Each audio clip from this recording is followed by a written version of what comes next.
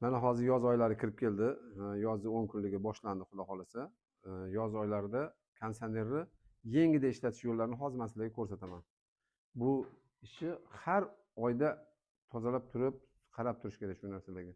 Mana konditsionerimizni qopqog'ini sekin ko'taramiz. Mana endi ichida setkasi bor. Setkasini olamiz bu yoqqa. Mana ikkinchi setkani ham olamiz. Mana chiqarib oldik. Buni ham changini qaranglar mana. Shuncha chang yutgan.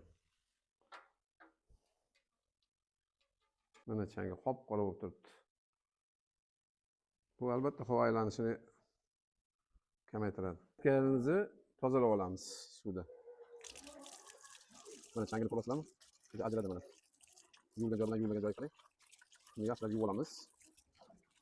Hattoki changi yo'q degan joyimizga mana chang chiqib ketdi. Yuvilgandan keyin bilaman. Kirligi. Mana, qarang qoladigini bu.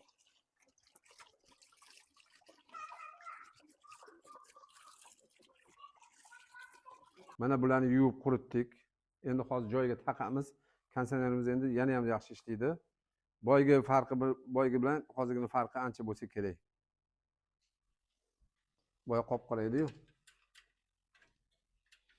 Mana olgan joyimizga yana qaytarib qo'yib qo'yamiz joyidek qilib.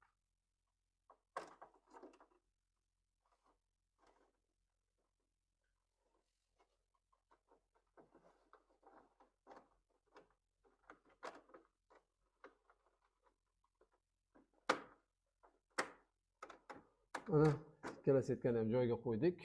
Endi konditsionerimizni yopamiz.